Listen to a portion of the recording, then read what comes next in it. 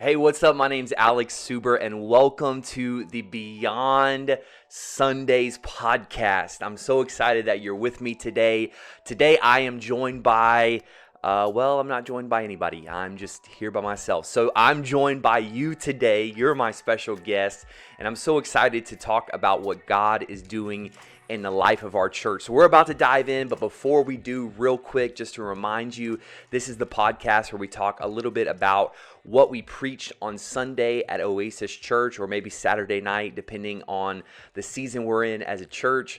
But we don't want that sermon just to stay on Sunday. And so we call this Beyond Sunday, because we want you to take the principles and the life application, the encouragement, and all the things that you get out of that, and we want you to take it into your Monday, your Tuesday, your Friday. I don't know about you, but I sometimes heard some incredible messages, and as soon as I get home after having a big lunch, maybe some carb heavy type food, and I get onto my bed or onto the couch, it's gone. So what we want to do is we just want to take a few minutes each week and kind of hang out with you and recap what was spoken on the Sunday, but then also maybe dive in, talk a little bit more about some context and some different things that we couldn't get to while we were preaching. So I'm super excited. Let's go. This is week 1 of our new series, Comeback SZN, and I'm super excited about this because I truly believe that this is not just something that we're saying. It's not just something that we're hoping for,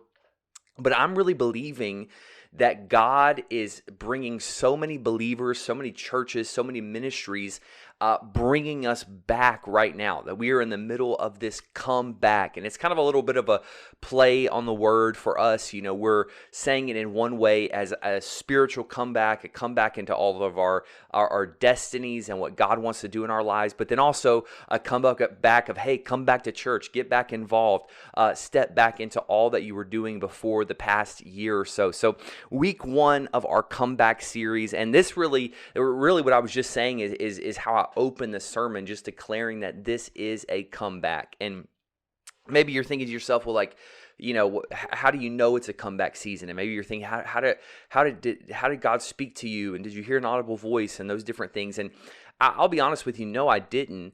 But I believe that because Jesus has already conquered death, hell, and the grave, because he's already done so much for us spiritually, we don't really have to wait for him to do anything else. He's already done everything that he needs to do on the cross. And so just a few weeks ago, we celebrated Easter, and you don't have to celebrate Easter just on one Sunday. You don't have to talk about the cross just on one Sunday. But I believe because of what he did, he had the greatest comeback ever. And so because of that, we can have a comeback. And I just want to encourage you, if you're feeling beat down, you're feeling knocked back, if you haven't watched the sermon already, please watch it because it's going to encourage you. But the first scripture that I shared, and I'll just kind of recap for a moment, Micah chapter 7, verse 8, "Rejoice not against me, O mine enemy. When I fall," you're going to fall in life. You're going to have hard times in life. There's going to be things that come against you. You're going to stumble. You're going to fall into sin. You're going to fall into anger, or you're just going to get out of your routine. Something's going to mess you up. You're going to fall. But when I fall, don't rejoice, because when I fall, I shall arise. When I fall, I shall arise. And so I just want to encourage you, and what I encourage those that are watching or were listening on Sunday, is you just got to be like a boxer. And I use Rocky IV as an illustration. Any Rocky fans out there, come on, let me know in the comments.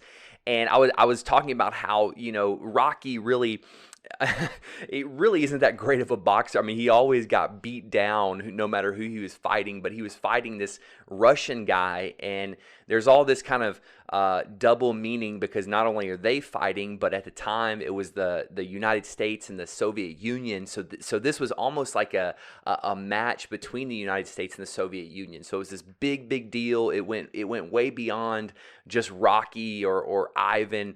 And so it was a big deal, and Rocky's just getting pounded. I mean, this dude is bigger, he's stronger, he's faster. And but the thing about Rocky, if you watch the movies, and even if you haven't watched them, I'm sure you've seen a clip. It's such a cultural part here in America, a cultural icon. You know, he just keeps getting back up. That's the thing about Rocky, is he may not be the most skilled, he may not be the most trained, he may not have the most special equipment or special trainers or different things like that, but he just kept getting back up. And so I want to encourage somebody, I don't know who's watching this, but you need to just keep getting back up. You may not have all the answers, you may not have all the prayers to pray, you may not have all the scriptures memorized, but the best thing that you can do in this season right now, if you're feeling knocked back, if you're feeling knocked down, the best thing you can do is just keep getting back up, because it's a fixed fight. Jesus has already won. He's already declared the victory. We just got to make it through. One of the things that I said, and I'm trying not to re-preach it to you, but I'm very fired up and passionate about this message. But one of the things that I said was, Jesus has already given you the victory. So think about this for a moment. Like I said, we celebrated Easter. We celebrate what Jesus did on the cross. And so because of that, if you're a believer, if you've stepped into this grace, this mercy that Jesus offers, then that means that he has given you the victory over death, hell, and the grave. He's given you the victory over sin. He's given you the victory over this life, over struggles, over temptations. Now, that doesn't mean that you won't go through those things, but he's given you victory over it. And so what I was trying to explain to people is that, hey, you may be going through the fight right now. You may be feeling the hits, and you may be feeling the repercussions. You know, if you get hit in the head, I don't know if anybody's ever been hit in the head hard, but you might be feeling like you have a little bit of a concussion right now. Whatever it feels like, you may be feeling all those things, but Jesus has already declared the victory. There is a victory in Jesus. So that was basically just kind of my setup for the sermon, and now I kind of want to dive in for a few moments and just talk about Joseph. Joseph is such an interesting character in the Bible. There are actually 14 chapters of the Bible, Genesis, I believe 37 to 51, somewhere around there, that are devoted to Joseph. Now, I said this on Sunday, not Joseph, the father of Jesus, or the earthly father, the stepfather, however you want to say that, but Joseph, Joseph in the coat of many colors. Maybe you've heard that before. And Joseph is very interesting. And I think when there's something in the Bible that has a lot to, anytime there's a lot of text and paper and chapters and verses taken up in the Bible, I think that should mean to us that it's obviously pretty important. And so as you're studying the Bible, as you're developing what we would call your hermeneutic, it's interesting to not necessarily that, okay, well, some sins are bigger than other sins or that sort of thing. That's not what I'm trying to say. But I think it's very intentional that there are some characters, that there are some histories, that there are some topics, that there are some laws or principles or different things like that that are talked about seemingly a lot more than others. And so, like I said, I'm not saying that it's better or worse, but I think it's intentional that, okay, if something is talked about a lot, maybe we should focus on that. And, you know, this is why I kind of get a little, I don't know, maybe a little salty, because people say, man, why do preachers always preach about David? You know, preachers always preaching about David. Well, David, if I could be wrong, but I'm pretty sure he's the top, if not the highest, if not the highest number of chapters and verses talking about any one man. And so most of the biblical characters, even the main ones, even think about Peter or Paul or different ones, even Jesus, you know, we don't really see a whole lot of his life. We see his birth, and then we see when he's around 2 a little bit, and then when he's 12, and then of course when he starts his ministry when he's 30. But a lot of times we don't see these biblical characters their whole life. But Joseph, we see basically his entire life, and every trial that he goes through, and every struggle that he goes through. And so I just needed to kind of set that up for you, because I think sometimes when we're talking about breakthrough and comeback and all these different things, it's easy to almost feel like preachers and pastors are just like picking, oh, well, you just, you know, that's an easy thing to preach about. And I don't want you to think that. It's not that I was just like, man, where can I find a character that's going to fit what I'm wanting to say? No. I feel like this is something that God is wanting to say. and it's useful to us that we're able to see so much of Joseph's life. And so I'm not going to recap too much of Joseph's life, because if you're watching this, you're probably a church person, you probably heard it, but he was a young man. He had a lot of setbacks in life. He was sold by his family. He was in slavery. He had false accusations. So many things that went wrong in his life. And then if you find the end of the story, which we didn't really talk about this a whole lot on Sunday, but we'll get there in this series, he actually went from being this, a youngest son of a family that was, a pretty good to do family, wealthy family, large family, but went from that to being the second in command of all of Egypt. And Egypt at the time was the largest, most powerful empire in the world. And so it's very interesting that he went, even though he went through all these hard things, kind of the title for this series and specifically this sermon is every setback was really just a setup. So even though in his mind, okay, I'm getting set back and set back and set back, it's really just a setup. And so I just want to encourage you in your life, if there are things in your life where you feel like you're just getting set back and set back and set back, that maybe it's God setting you up for something supernatural. Maybe it's God setting you up for something better than you can even ask for. Because the interesting thing about this story is Joseph, it seemed like he was getting farther and farther away from what he felt God had called him to do. Because again, I don't want to spend too much time, but God had given him a dream. In the dream, he saw all of his family bowing down to him. The dream was confirmed. And so he thought, okay, I'm going to be the ruler of my family. I'm going to have all this authority. I'm going to have all this power.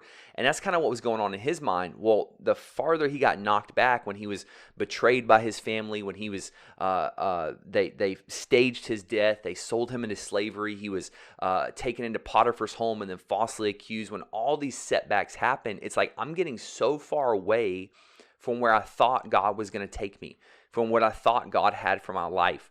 But really, if you look at it, and I need you to look at this in your life, if you look at it, every time that something bad happened in his life, it was actually God taking him closer to Egypt. It was actually God taking him closer to the place that he needed to be. And in his mind, Egypt is like the wild place. Egypt is the bad place. That's the sinners. That's the pagans. That's all the messed up people. But God was shifting him and taking him to the place, maybe not for Joseph's plans, but for God's plans. You have to be very careful when you are going through life and you have plans, but you're uncertain, or maybe you know that those plans are not God's plans. Because you could have plans in your life that you could accomplish something, but it's not the way that God wants you to accomplish. I think so many of us struggle with this. I know I struggle with this, that God will give me a dream, a plan, a vision, an idea, whatever you want to call it. Maybe it's not even something super spiritual or churchy or anything like that, but he gives us the vision. And then we feel like it's now our job to kind of put legs to that vision.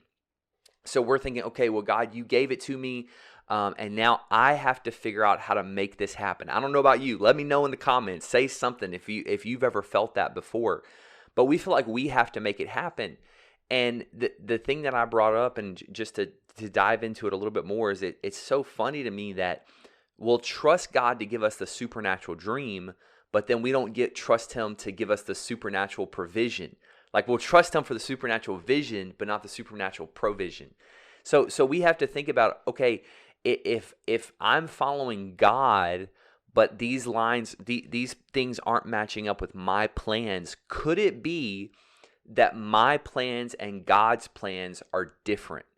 Think about that for a moment. Could it be that your plans, the way that you were going to accomplish it, the way that you were going to do it, the relationships that you were going to build, the people that you were going to talk to, all these different things, could it be that that's different from what God has for you? Now, I'm not saying it's bad. I'm not saying it's wrong. I'm not saying it's sinful. I'm not saying any of that.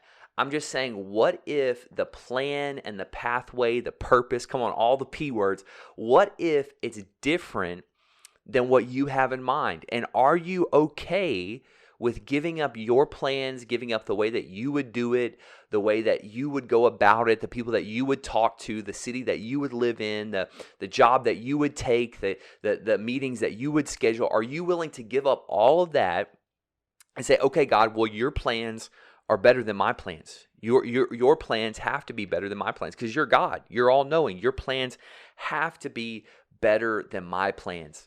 And this is where we see Joseph as he was trying to figure out things on his own way, his own will, his own plans. But what do we do? Or I'm sorry, let me say it this way.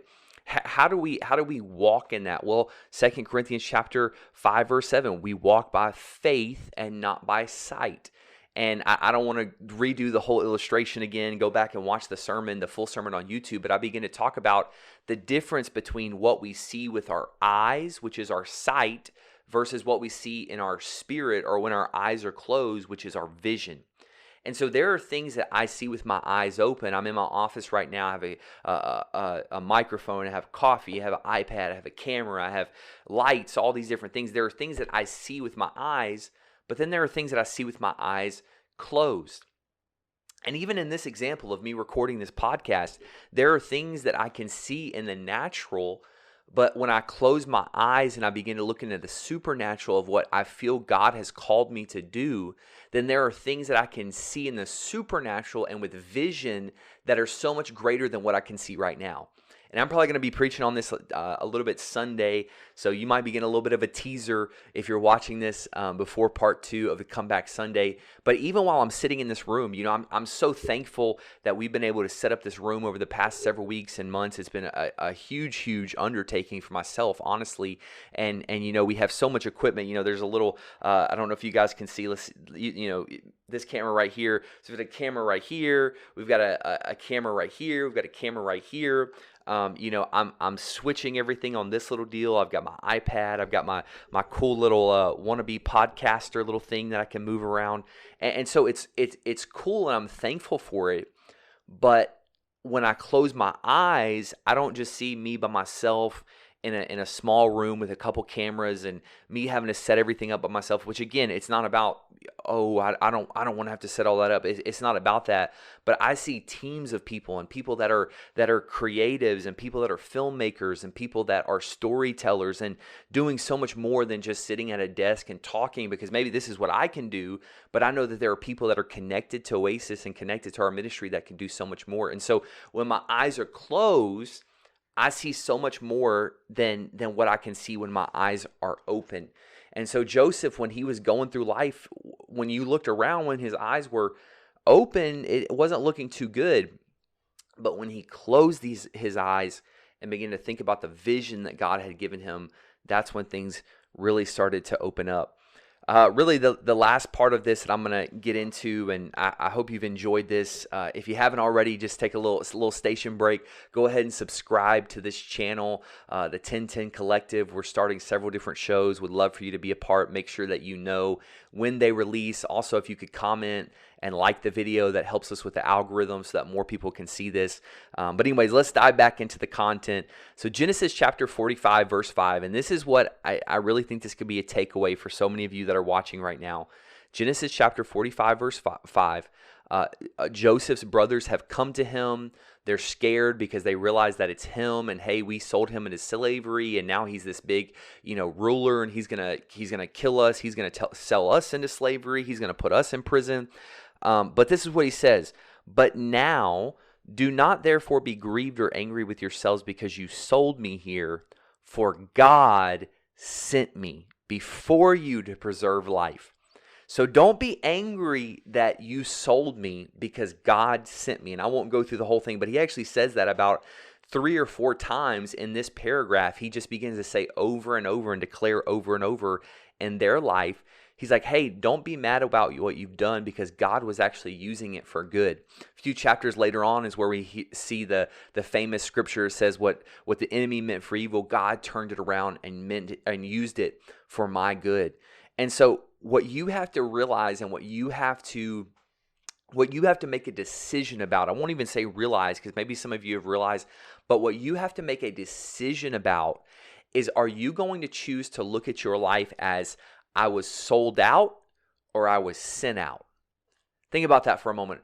The things that you've been through, the heartache, the struggle, the pain, the backstabbing, the betrayal, all of the things that you've been through, are you looking at it as I was sold out or I was sent out? I was sold out or I was sent out. See, the interesting thing about Joseph is he didn't get to choose that he was sold. And I understand this is very strong language. I understand there's a lot of things going on in our country, even that reminds us of slavery and the horrible plight that has caused in our country. I understand that's a very heavy topic, but he was actually enslaved. He was a slave. I want you to understand the weight of that for a moment. So slavery and being sold out, being sold is not something that Joseph chose. He didn't choose to do that. He didn't have a decision to make. He didn't have any input. That's something that happened to him. But being sent is something that he chose. So Joseph didn't choose to be sold, but he chose to be sent.